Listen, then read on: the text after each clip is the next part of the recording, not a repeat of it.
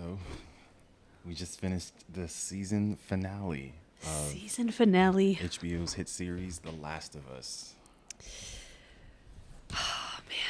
I'm sad. I'm really going to miss looking forward to this every Sunday. Yeah. Yeah. I knew it was coming. I knew. But still, it was heavy. Very heavy. Man, I know there's going to be other great shows, but like, what's going to be there that's going to like captivate my entire attention? Oof. For me, it's Yellow Jackets. Yeah, but yeah, Yellow Jackets is great. It is really good. The difference is everybody isn't always talking about it the way. I guess that's what it is. I like the community discourse. That I think is what I appreciate the most out of some of these TV shows Yep. that HBO puts out. It just feels like everyone's paying attention. Everybody's watching. But listen, people need to be watching Yellow Jackets. I wonder if is it accessible enough? Like, is it on one of those streaming platforms? It's on AMC. Yellow Jackets is not on AMC. I think it's on like Showtime. It is not on AMC. Oh, maybe it's Showtime. It is Showtime. You're right. But I don't think everyone has that. It feels like Showtime's kind of like it's there if it's like, I don't know. I could be out of the loop, but it feels like Showtime is one of those apps or streaming services that you'll watch if it's like included in a package that you have with some previous subscription or, internet provider. But very rarely is someone going to go out of their way and be like, I need to do this. And so I think because of that, It's so sad because that show deserves. But anyways, Last of Us season 1 episode 9, right? Mm-hmm. Okay. I feel very sad. I don't really know how to describe it. This feeling, granted, I know we're going to get another season, but this is kind of how I felt at the season 8 of Game of Thrones. Just kind of like, man, because you just kind of spend so much time with these characters, and then you're like, luckily we'll get them back, but they're gone for now. Yeah. I feel sad as well. But I'm satisfied. I thought they did a very good job bringing this point home. They've really been building up to this Yeah. all season long. Yeah. I was thinking about that. I was thinking about all of the people that died in the show and how each of them ties to what happened with Joel and Ellie at the end. Because like when you think about it, Tess is the first one. Okay, well technically not. Really the first one would have been Sarah, right?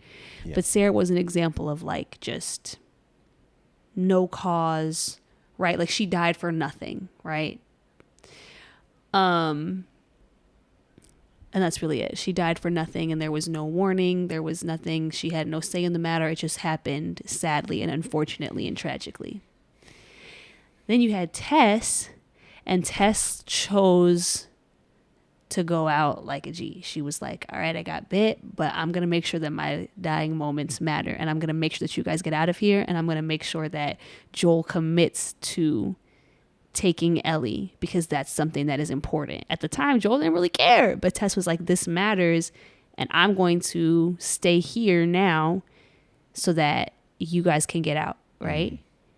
And then you had the next episode with Bill and Frank where we got to see them, like we've been saying repeatedly, just choose how their last moments would go, right? They're like, we've gotten to live this beautiful, meaningful life. And so because our life has gotten to mean so much for us, we can just die now and just be okay with that. And then you had Sam and Henry, which, I mean, just... Oh my God. Just tragic. Another example of like essentially dying for nothing. But the moment before he dies, that moment with Ellie, it sort of gives like that glimmer of hope. It's like a foreshadowing of like what can be, right? When she like tries to save him With her blood. and it doesn't work. And then you had who was next? Well, we go to Tommy after they go through. Oh, okay. But nobody really died in that episode. No. But the next thing that I'm thinking about is the mall. You had the mall, and it was kind of like a similar thing of like they didn't get to go out on their own terms, but like they were going to try to anyway, you know? Like what could have been for them was stolen from them, but they were like, let's make what we have last count. Yeah. And then you come to this episode, and it's really like a full circle moment back to Sarah, because it's like, while Sarah died for nothing, Ellie could have died for something, for everything. And she did not get that opportunity. And we've been seeing all throughout the series the different ways that people choose how their dying moments go. Yeah. The different ways that they choose to make those last moments meaningful. And Joel essentially robbed Ellie of that opportunity. Yeah, I mean, she says, basically, it all can't be for nothing, Yeah. you know? And it was. All of that was for nothing now. Right. I think that's what hurts Ellie the most. I think the cure, yeah, her life would have meant something. She even alludes to that in the second game. But I think some of it also is All these other people. all of these other people that lost their lives. Some of it was to help us survive. Some of it was because, you know, we entered into their lives and maybe we didn't play a direct role, but they feel a sense of responsibility of the people like Sam and Henry. You know, it's like, come on, Joel, like, you're asking me to carry all of this weight. Man, it's tough. And it's Oy. after seeing it, I'm less, I know like when we talked about it a little bit last week, I was kind of like, I was a bit more understanding of Joel. I still understand a lot, but I do think I'm landing hard on the side of like, I disagree. And I think it's because in the moment, you can really tell when you watch him go through everything, he's not acting out of a sense of protection for Ellie. That's not what this is anymore. That's not what this is about. This is about self-preservation. Yeah. He is understanding like, I need her to live. And like, while there is love fueling that, he's not acting out of his love for her necessarily. He's not protecting her. He's protecting himself from the pain of loss and grief that he just was able to escape from, which I understand. That's a very understandable thing, but it kind of changes it changes the way you view it, at least for me, once I saw that, because you can just see in the look on his face as he's going through everything, all the emotions. I also thought they did such a good job the way that they portrayed that, him killing all the fireflies, because honestly, I mean, I even said when we were watching, I was like, let me sit up because he's about to go off. Let me just sit up. Yeah. I thought we were about to get some wild, like Daredevil style action scene of just him, just like, blah, blah. But it was kind of like understated. It was kind of like numbed because that's how he was. Like there was barely, you couldn't really hear anything, like you could, like they numbed down the emotion and like, I guess essentially like the adrenaline and excitement that you would usually get from a scene like that. And that I would imagine you probably would have got when you played the game and did that. Yeah, the adrenaline's there because you have to be the one. You're to doing, shoot yeah, and, you're doing know, all of it. Yeah. I feel like they numbed all of that down to sort of give us a little bit of insight into Joel's head, because it's not the same. It's not the same as like when he was, when they were with Kathleen. Yes, when they were with Kathleen and he was in the house and he was like you could tell like at that point like he was fired up and he was like, I'm just zeroed in. This is all I care about. And I'm like, this was very different.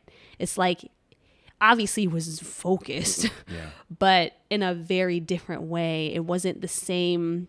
It wasn't the same emotion driving it because it wasn't coming from that same place of protection. Yeah. It was very much, he knew he was being selfish as he killed every single person. And he knew he was wrong the whole time. Yeah. And they did a really good job, I think, of the way that they shot that, portraying that. But yeah, I feel like after seeing it now, I feel there's less nuance for me now. I actually don't really know how there could be people that are like, he did the right thing. Well, the argument is there is such an intentional effort to discredit and almost undermine the influence, significance, the efficiency of the Fireflies. The most common argument is like, all right, if we're being serious, like, could the Fireflies have actually pulled this off? Or they try to argue the ethics behind the approach that the Fireflies take. That's sort of what the conversation gets centered around, as in they are not a reliable source to even properly distribute this in an equitable and healthy way throughout the country. Which, I mean, I don't know how you want to. They're definitely flawed.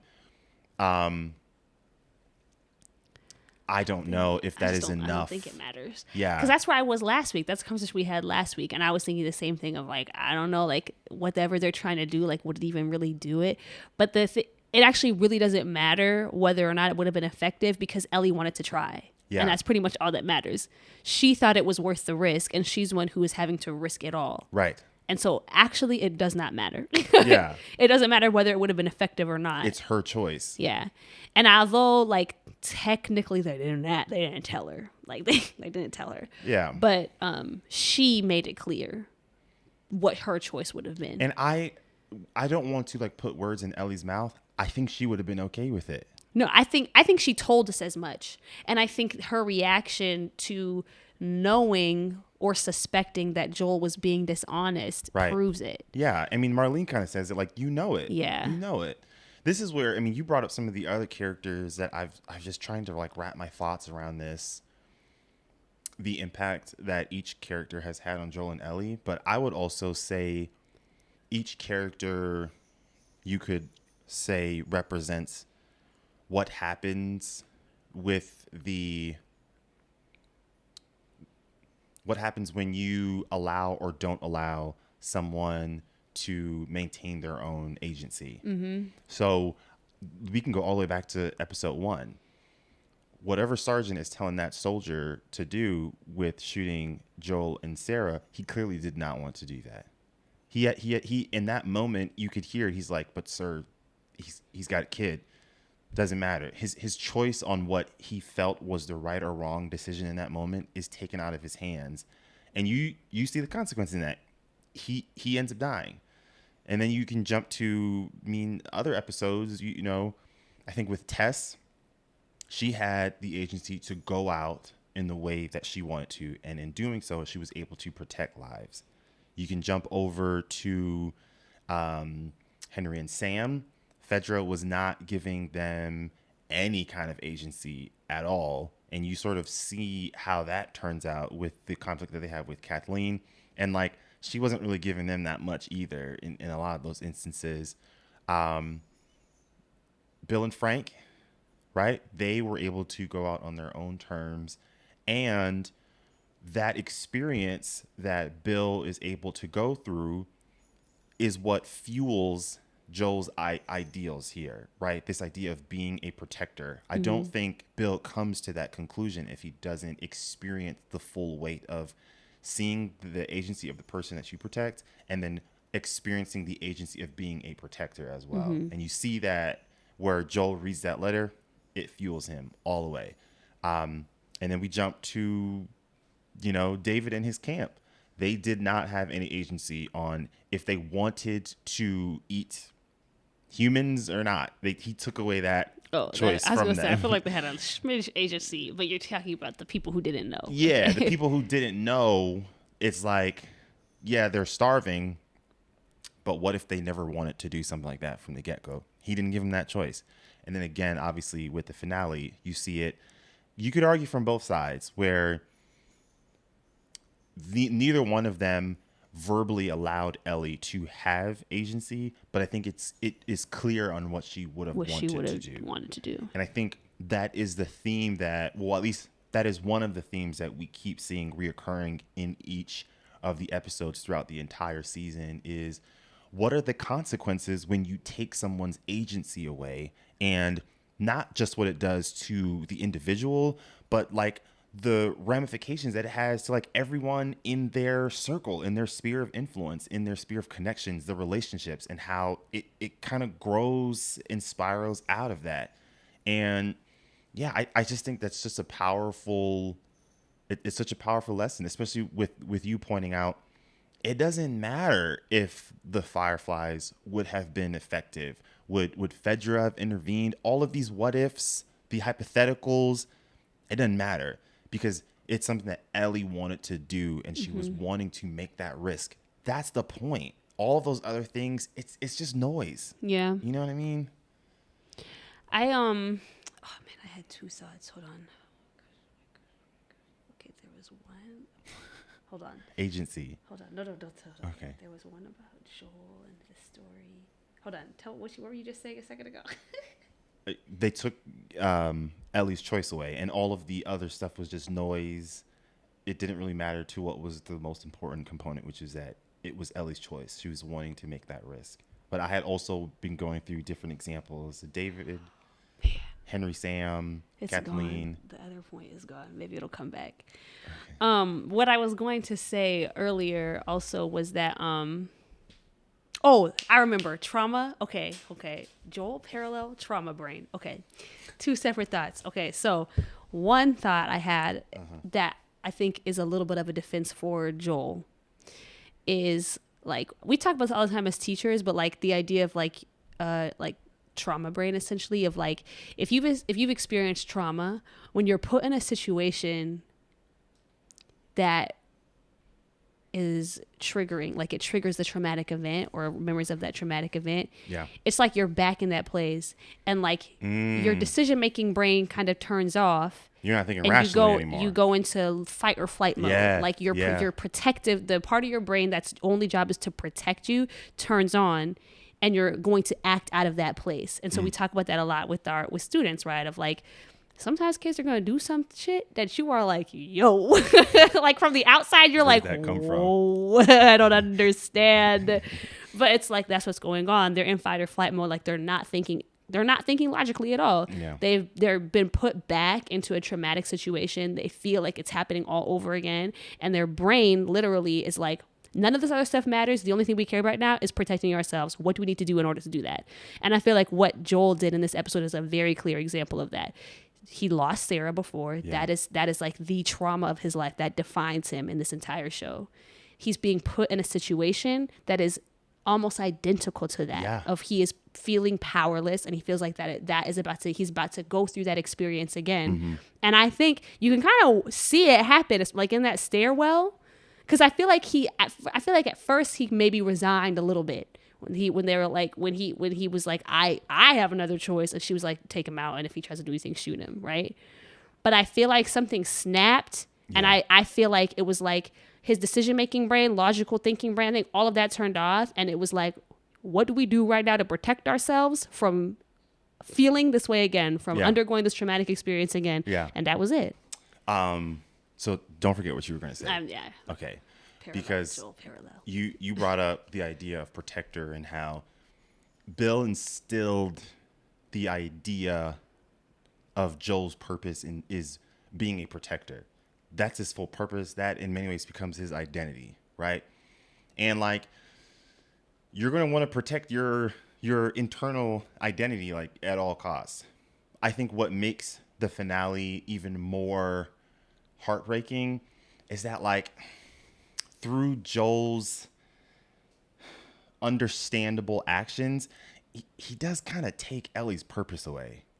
Like he kind of takes almost her identity away, because the moment she realizes that she's immune and she gets in contact with Marlene, and the idea of creating a cure is like planted in her mind as something that she's going to help accomplish, in many ways save the world in theory, that becomes her thing. And she goes through this entire journey where people are making a lot of difficult decisions, sometimes risking their lives because of what her purpose is.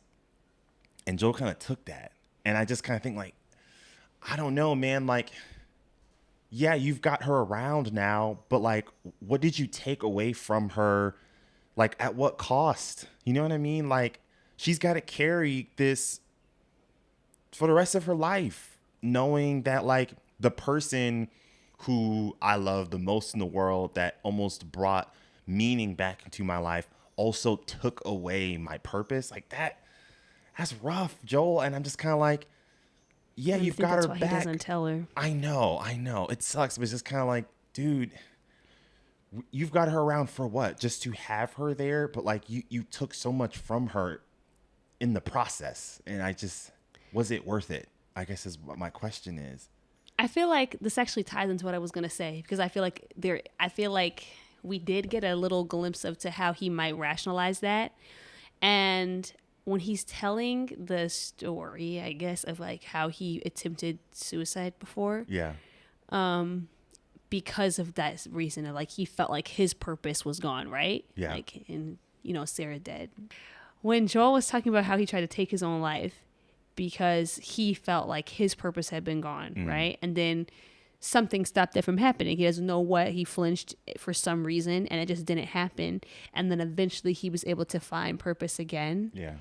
I feel like that kind of sheds light onto how he might be able to rationalize what he's done to Ellie because it's essentially the same thing. It's another parallel of like she was about to sacrifice her own life. She maybe did not know it. I wonder if maybe she had an idea. I don't know. She maybe did not know she was about to sacrifice her own life, but we can deduce that if she did know, she would have still chosen to. Yeah. And something happened that prevented that from happening. And in it, her purpose was stolen from her. But I think in Joel's mind, it's like the same way that I was able to find purpose again, You can do you'll it. be able to do it too. And so I feel like I wonder if that, and honestly, like I don't think he's wrong. Ooh, woo! You hitting on something right now. I don't think that he's wrong. I think from what I know of what happens later on with her character. There we go. See, this is what I was gonna get. Are we getting into it? Spoiler warnings. Spoiler warnings, because we're getting into it now. Okay, let's go. But from what I know, what happens with her character moving forward, it seems like she is able to find some form of fulfillment. Okay, because here's the thing. This isn't too much of that big of a spoiler, but she finds out essentially, Right. right? That like, okay, Joel, she sort of forces him to confess. The last scene in the game is where she tells Joel, they have a conversation on his porch, and she says, I don't know if I'll be able to forgive you. And then she says, but I'm willing to try. And so again, she's allowing herself to be open to the idea of finding new purpose, Right. right? And the way the timeline works, not too long after that conversation, Joel dies. Okay. I feel like, what are you trying to say?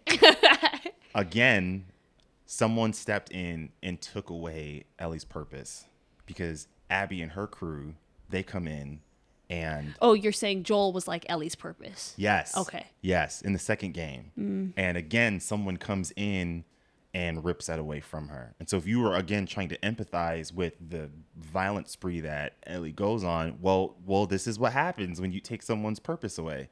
Because I don't think Ellie fully understands, not until later on in the game, why like Abby does what she does. But that is a very heavy toll emotionally to put on a person where they're going to allow themselves to open up again. And then you rip that away from them. Oof, I don't know. That's heavy. But yeah, you said that, and that made me think of the role Ellie has with Abby and how there are some similarities to what Joel did with the Fireflies and what Abby did to Joel, and how in both of those instances, Ellie's the one that lost everything. Yeah. So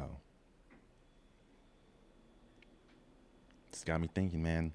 Consequences have a ripple effect there, my friends.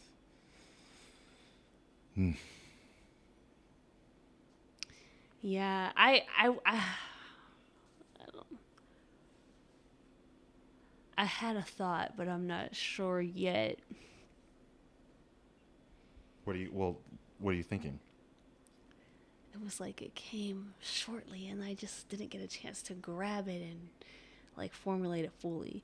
But I guess this idea of like her opening up to the possibility of finding purpose again, and then essentially what that purpose ends up being because of all of the things that happen is revenge, right?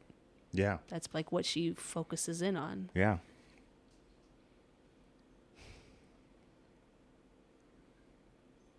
I don't know. I wonder if him dying in that way made her understand more what he did.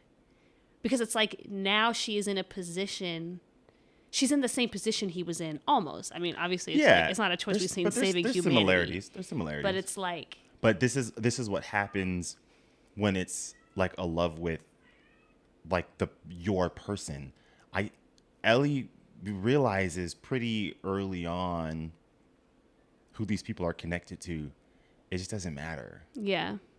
You know what I mean? Because that person is their world, essentially. And you took that from them. So, yeah. I think we've talked about this a little bit.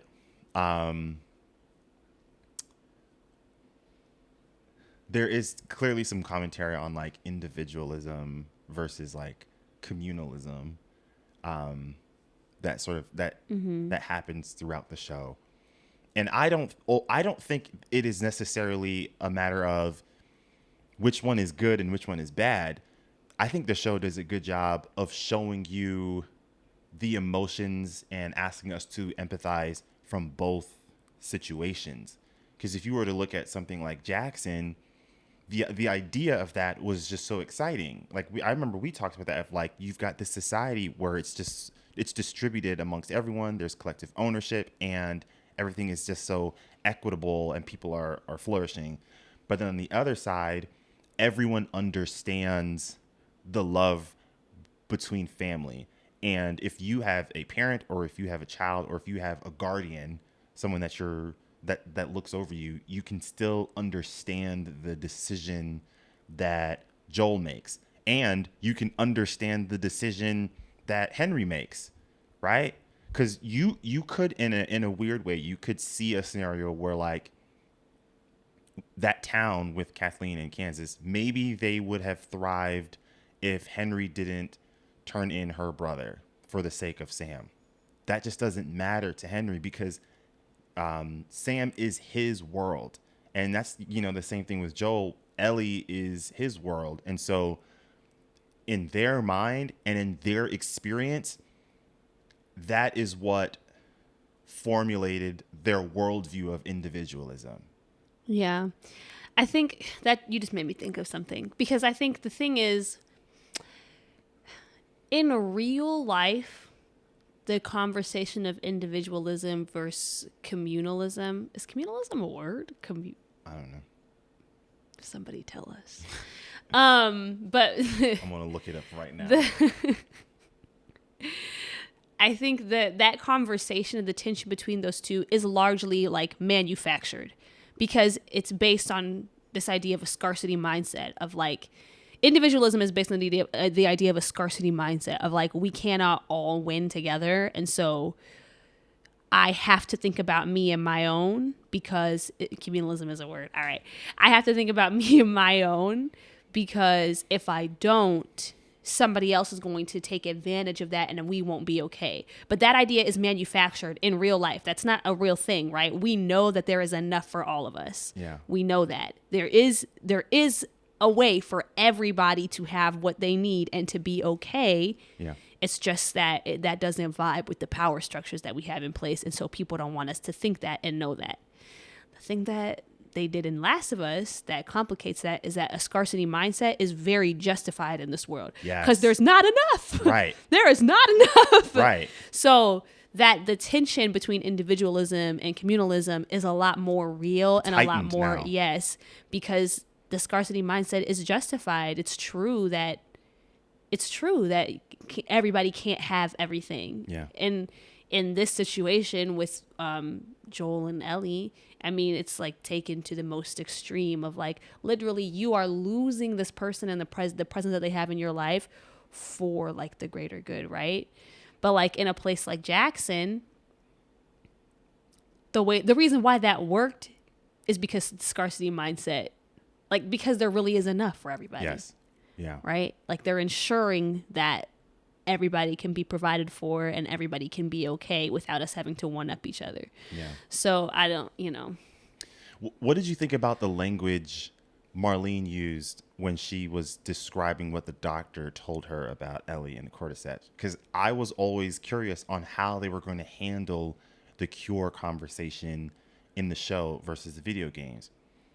And they kept that nuance because she didn't say the doctor is guaranteeing that it can create a cure. She says he thinks it could create a cure, which again, I don't know. If you're a parent, you're like,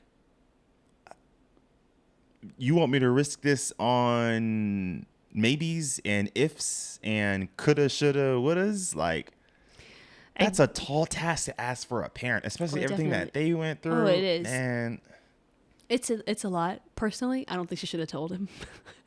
What? Just like take him out? No, I mean, don't tell. I like knock him out or something. Don't tell him till it's done. I don't know. Oh, wait until. Oh, I see what you mean. Yeah, I just think that was like a rookie move on her part. Like, first of all, you know that this guy managed to get here in one piece, just the two of him. You know what he's capable of. But I don't know if she fully grasped the attachment. Yeah, I think you should have been hip as soon as he woke up, and the first thing he said was, "Where is Ellie?" And that Ellie, the first thing she was doing was Joel. You should have put two and two together. Read the room, Marlene. Come on, you should have put two and two together. You gotta think. Aren't you supposed to be a leader? But also about the language. I think again, it's the same. Like, I feel like that scarcity mindset is coming up again of like, sure, like we don't know for sure, but we'll never have another chance. Like we'll never have another chance to find out if it works. If this will save lives. Yeah. Well, how is this different than episode 2 with the doctor when she told the soldier to bomb the city? I don't understand the question. Well, you had some conflict on like the ethics behind the idea of like, all right, yeah, saving few versus like saving majority but sacrificing some, like the value of a life. The difference is that Ellie was okay with it. If Ellie had been like, actually no, like if we had gotten something to tell us that Ellie would have been like, actually no, like if I have to die for this thing, then I don't want to do it. Then I would have been like, okay, Joel, I'm cool with it. And I have no qualms or issues with what you did, because we knew Ellie didn't want to sacrifice her life on an if, right? But that's not what happened. Essentially, the opposite happened. That conversation that she has with Joel, where she's like, it can't have all been for nothing, essentially confirms for us as a viewer, she is okay with this however it goes, because he was essentially telling her like, this could be dangerous and you could die. We don't have to do it. We could go back right now and everything will be okay. Yeah. And she's like, I'm okay with the risk of death because it has to be worth something. Yeah. So essentially they're telling us she is okay with this. That's the difference to me. The city of Jakarta, that I don't think that they're all like, yeah, bomb us. Well, I don't know if people would collectively be on board with, oh boy, they're going to be ready to come out. You can hear them running. How long we're at? 36 seconds, 36 minutes. I mean, we can talk for a little bit longer. It's not long. I have been wrestling with this idea in terms of, is there moments when providing agency is the unethical thing to do? And episode 2, I'm reminded of consistently throughout this season finale, because, well, what happens if you give agency to people and they want to make the wrong choice? I'm not saying that the right choice was people should have said, yes, let's bomb Jakarta so that we can save the world and stop the spread. But I mean, like, what about people who didn't want to get the vaccine? where a lot of states gave them the agency to choose what they wanted to do. A lot of employers gave them the agency to choose what they want to do. Can't make the comparison. Why not? Because there's no risk to them.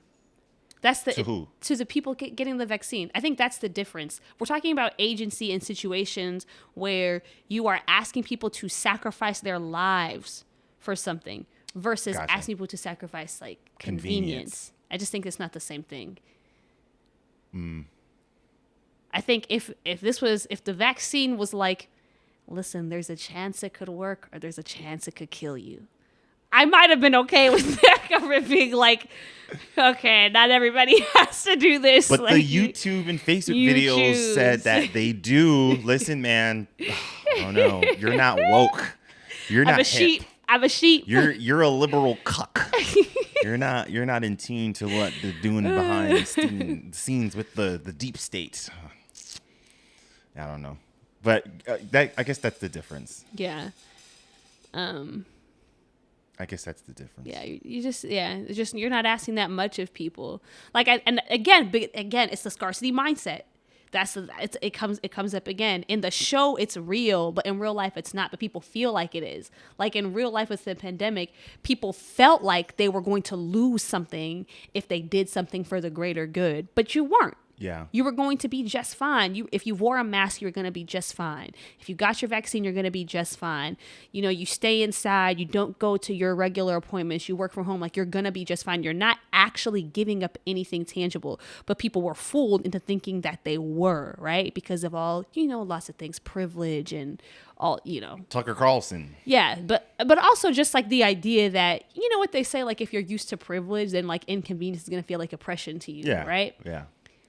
But in the game or in the show, like this again, it's real. It's like, yes, actually, you thinking of the greater good in this case is actually going to require huge sacrifice from you. And that's what changes, I think, the discussion around agency.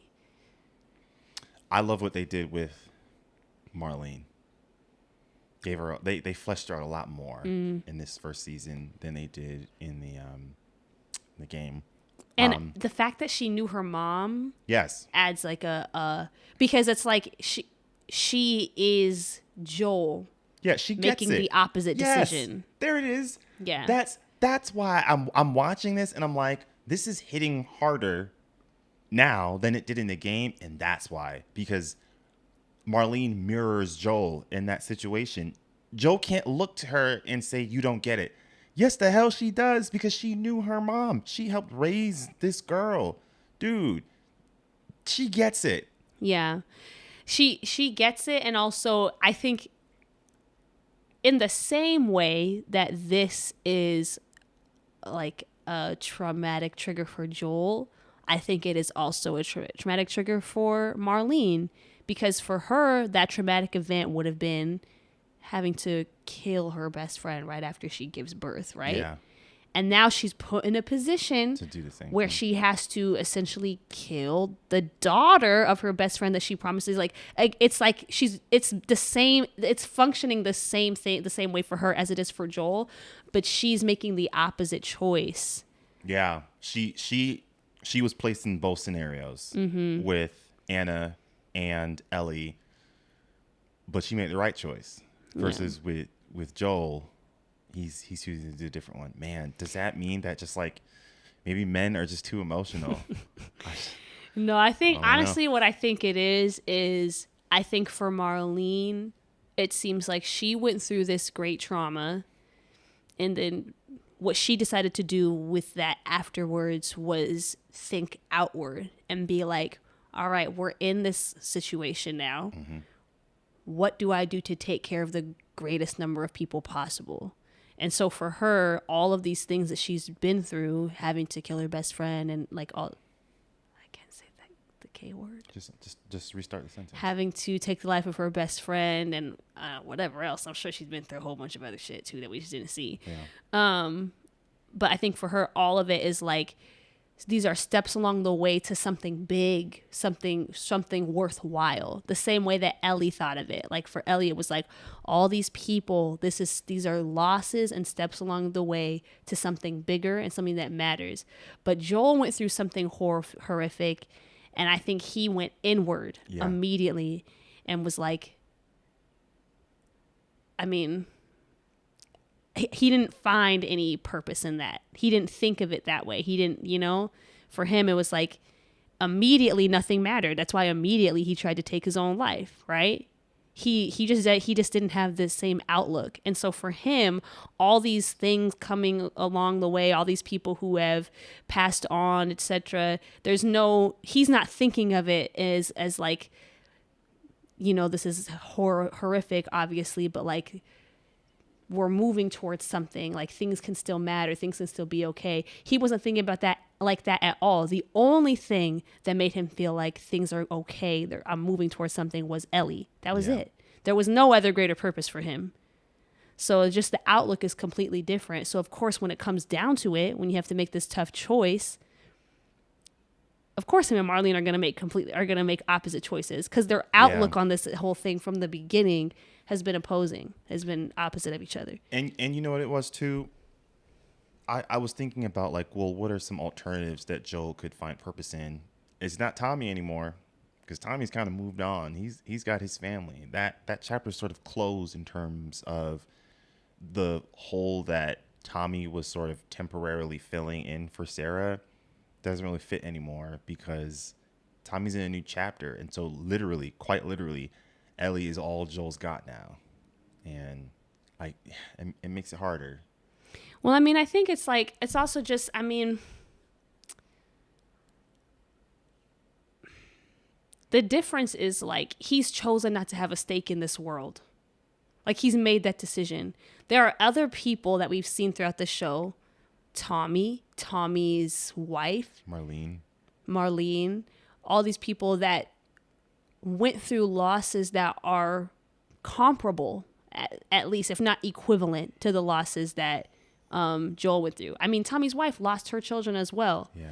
But what we see from all those other characters is a decision to try to build, to try to invest in the world. They're not looking for purpose in terms of, they're not looking for purpose in the same way that Joel eventually found it. They're saying, this world still matters, even though I've lost the most important thing to me. And so I'm investing in this world, and I'm going to make decisions from that mindset. That's not what he did. And even when he did eventually find purpose, it was singular. It wasn't broad enough to allow him to think beyond himself. I think, you know what this reminded me of? I don't know if this is a bit of a leap. Remember in Wakanda Forever, when Namor was like, only the most broken people can make great leaders? I think about that often in this show, where Marie's Tommy's wife, you got Marlene, there is Kathleen's brother. We don't get to see him, but they speak very highly of him. And it is interesting how sometimes like traumatic experiences can kind of turn you into like a great leader. I think of like people who are leading like AA meetings. They've gone through it, and they're like, I don't want people to go through those traumatic experiences that I went through. And so I'm trying to host these meetings to kind of help heal other people so that they don't have to go through what I went through. And it isn't a knock to Joel, because I don't think everyone has that leadership quality, but it does say something a lot about him in terms of what you do in some of these traumatic experiences. Your actions can still matter in the end. Yeah. So the thing is, I don't know if it's just about, I don't know if it's just about like leadership. It's like, you can take that mindset and not be a leader. Like, you think like Tess had that same mindset, right? Like Tess had been through horrific things as well, I'm sure. I'd say she was a leader, though. Maybe not for thousands of people, but in that group, she's definitely leading Joel. She was a leader of the three of them with Ellie. That's true. I guess what I'm trying to say is like, I think that the show's been showing us two opposing views of like what you do when everything falls apart. Yeah. And either you're going to go inward and you're going to say, well, everything's gone and nothing matters, or you're going to say, no, I'm staking my ground here, and I'm going to make something out of this. Yeah. And I feel like even with Bill and Frank, Bill was very much like, I mean, he obviously wanted to survive. He was like, I'm going to live. But he didn't care about anything else, right? Like, he was very much like, I'm going in and I'm thinking about me, myself, and I'm just going to make it work. Mm-hmm. Frank kind of had an opposing view of like, no, we can make this matter. Like, we can make something out of this. Yeah. Right? And you can turn that into leadership, of course. But I don't know. I feel like to me, it's like a broader, I think. Yeah. Well, you've got me thinking, and I've seen a few people talk about this. The post-apocalyptic take that The Last of Us has used in this first season is a very refreshing story in this genre, because in many instances the theme is survive. You do what you need to do to survive. I think The Last of Us asked us to go deeper. Not just survive for what, but survive for who, right? Like there has to be more than just existing and staying alive. There needs to be a purpose behind your survival. And their ability to explore that, I thought, was fascinating, because, I mean, you see it with Bill and Frank. Yeah, Bill's just kind of existing, but Frank comes in and says, we need to build things. We need to have friends. We need to have some sense of humanity. I mean, same thing with Jackson. What they're doing isn't just survival, right? The show was very intentional about showing people with disabilities in certain camera shots, with elderly, mature people in some of their camera shots.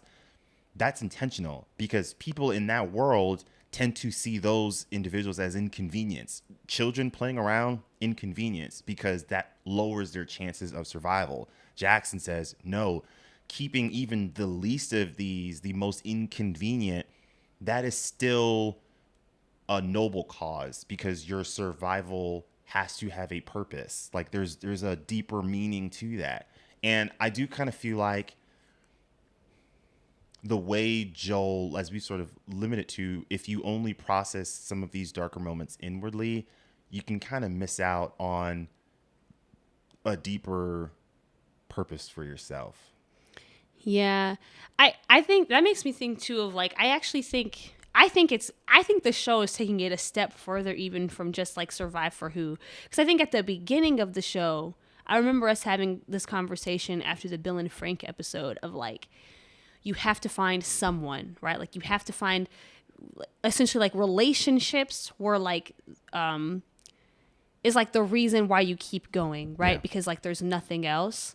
And I think that as the show goes on, I think they're actually showing how faulty that thought process is. Because actually, if you base your purpose in a singular person, that's very limited. Like what we saw with Bill, right? As soon as Frank was out of the picture, Bill was like, all right, well, it's a wrap for me too. Like, you know, like there's nothing else for me, right? With Joel, as soon as the threat of Ellie being taken from him comes into play, he's like, okay, well, that's not an option, Yeah. right? Like we either I go, like I'm like there's basically like I'm not going on without her, right? I mean, he almost did that with Sarah. Right. It's I feel like it's showing the limits of thinking that way. Like at the beginning, I thought that was like I thought the lesson of the show was like, yeah, you got to find you have to find that purpose. You have to find those relationships. You have to, but I feel like as the show goes on, I think it's actually pointing in a different direction of like, that is actually a very limited way to think about survival. Yeah. Because actually it's still selfish in a way. It's still like, yes, you're surviving for this other person, but also no, because like you're also, that other person is also like for you. You're still focused on you. And at the end, right? It's like, yes, I care deeply about this person, but at the end of the day, it kind of still circles back around to you, because it's like, I can't live without this person. Right, because in moments of crisis, you're not going to act in their best interest. You're going to act in yours. Yeah, yes. You're going to act in your definition of what their best interest is. But I don't think that's what Joel did. I think he wasn't thinking about Ellie's best interest. I think he was thinking about his own. I agree. I guess I don't want to say that, like, it's wording it like you're not going to think about their best interest makes it sound like you would sacrifice them, but they wouldn't. Okay. Yeah, But I feel like it's trying to show like you actually need to think bigger. Your purpose needs to be bigger than you. Like it can include you. It can include, that person or persons that are closest to you, but there has to be room for more. Yeah, I feel like you have to take on the mindset of like, this still matters. Like it all still matters. Yes. Yeah. Because that's the only way that you can think. That's the only way that you get something like Jackson. That's the only way that you get something like the Fireflies, right? Like, I feel like when you think about it, like, Joel is probably closer to like a Kathleen than anything else. I think Joel's mindset is closer to Fedra. Because when you are not thinking about collective, when you're not thinking about community, when you're not thinking about how do my actions help benefit myself and everyone, because there's room for it all, you get into an environment where when tensions are high, you are going to think about what will be the best for me. And I don't know if that is the healthiest model for society. Damn. The Last of Us is telling us to be anti-capitalist. I think we just need to throw that out there. By the way. Yeah, because capitalism is like almost impossible in this world. Yeah, I love it. But I even think about like the cannibals, and like what the whatever that leader, what was his name? David. Like, he had this idea of like, you have to dang, I didn't think this through.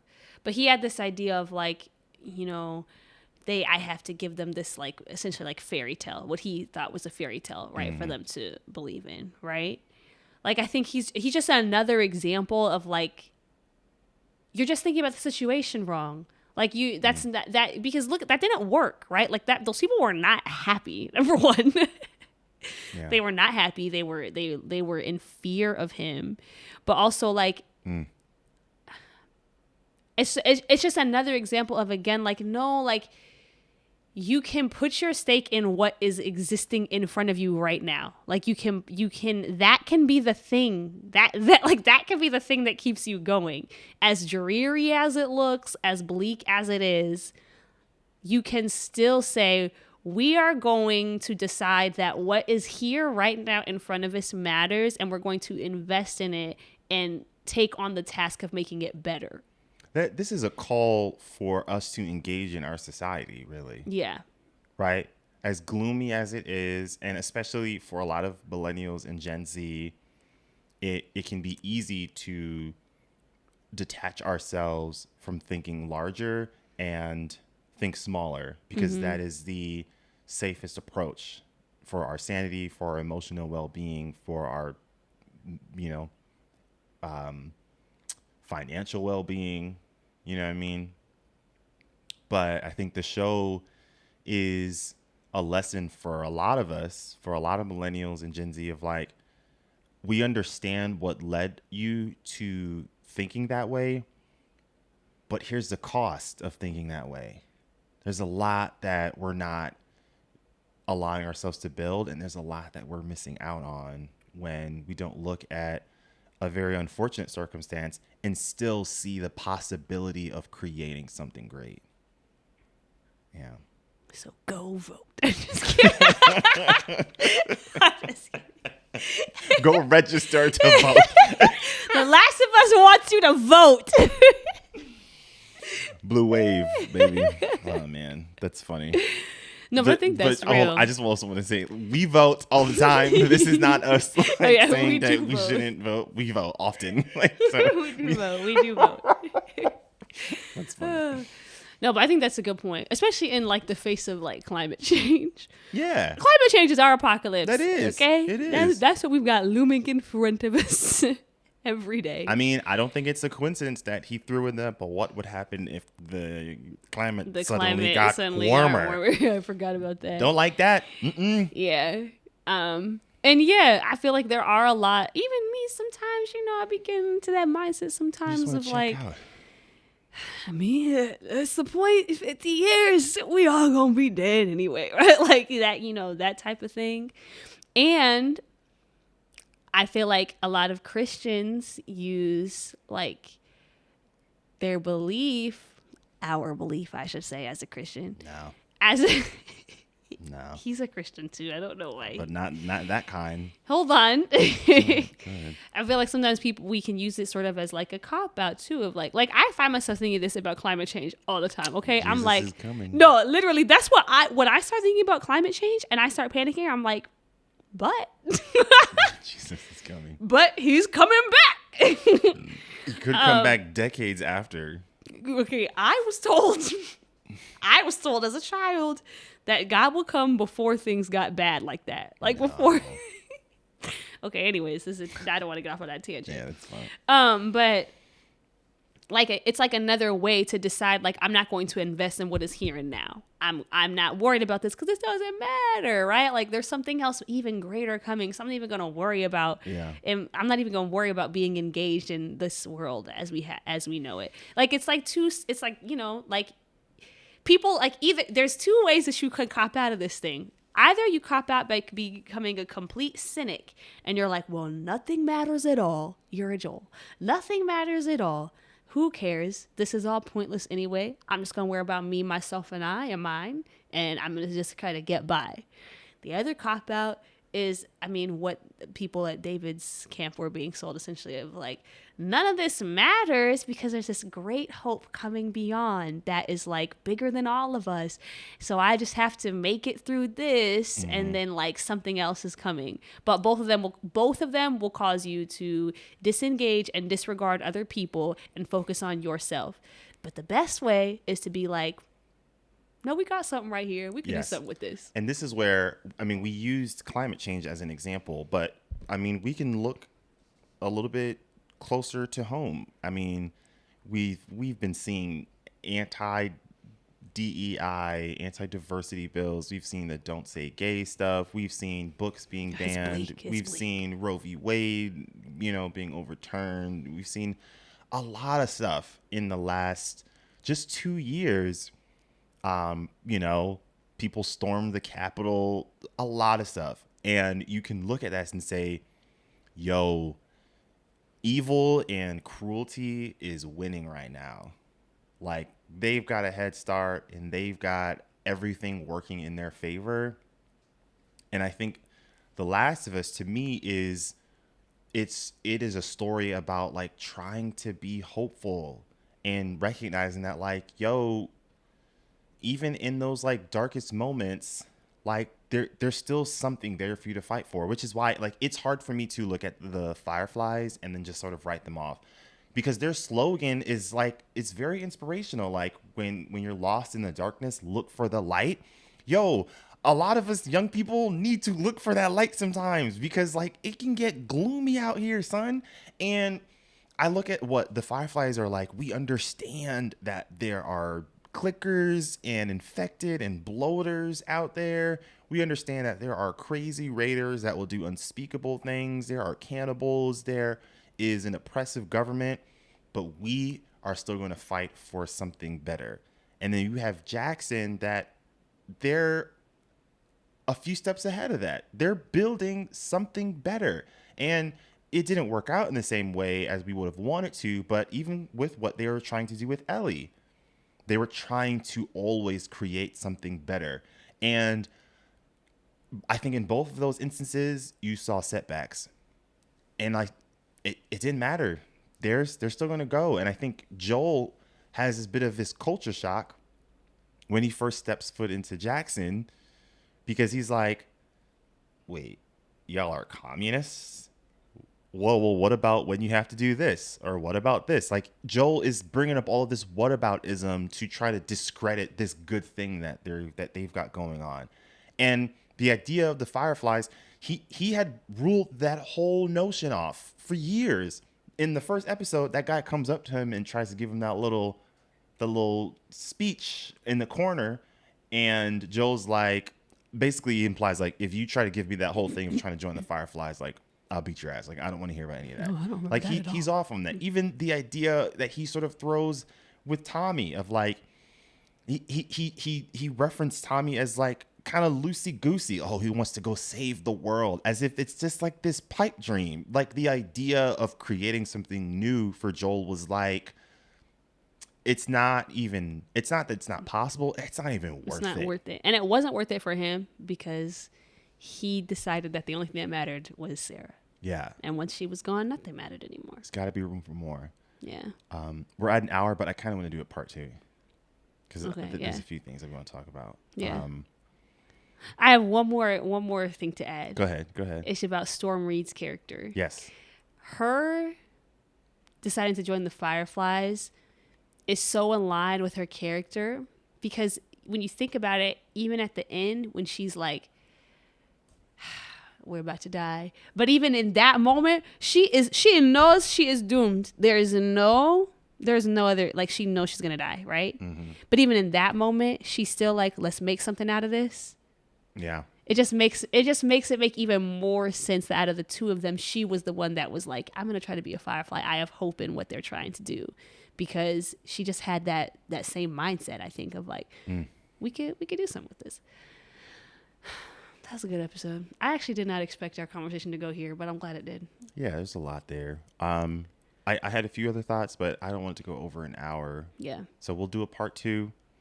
So be on the lookout for that. And I mean, we'll still be posting things on our YouTube Shorts, Instagram, TikTok. But this is a hell of a first season. Hats off to them. I never understood when everyone was like, oh, how are they going to wrap everything up? And the season finale is only going to be 43 minutes. I'm like, it's not that much that needs to happen. It's not that much that needs to happen. How much time did you want us to Joel spend and on Ellie this? look at giraffes. They go to the Fireflies. Joel goes Rambo. He lies to Ellie. That's it. There wasn't that much. Y'all, we're not playing the video game where you have to move the character. Like, it's not like that. And come on, y'all. They gained our trust. I understand we've been burned with season finales throughout the last several decades, I would argue. Shows don't always land it. But they gained our trust, in my opinion, to think that, like, they know what they're doing. They gained our trust, and also they have a very clear and reliable blueprint to follow. Yeah. Like, the game tells them exactly what to do. Yeah. So landing it was never going to be a concern. But all right, y'all. Well, thank you so much for tuning in, and we'll probably record another episode. I don't know, maybe tomorrow, Wednesday. Yeah, we'll find another time to post some other sometime. things, and we're still going to be covering some other stuff. There's some other HBO shows that are coming out. We talked about, like, revisiting some of the shows that we really enjoyed in 2022. yes, rewatch House of Dragon with us. House of the Dragon, The Boys. Would love to do yeah. Andor. I don't know if I could rewatch The Boys. Oh, come on. It just The Boys is so good. It's good. It should be nasty. Soldier Boy. I love that guy, man. Yeah, and there's probably some other things that we can think of. And Drop some suggestions in the comments. oh yeah. What do you want us to do What else next we for should- our What else we weekly? should cover? There's some other thoughts that I'll probably bring that up in our next episode, but I want to see what you were thinking about this. But yeah, we'll talk about that later. Nonetheless, thank you all again for tuning in, and again, we appreciate all the thoughts you all have provided for us the last 2 months or so, and so Over looking forward to seeing 1K more. followers. Yeah, and just a little over a month. That's kind of cool.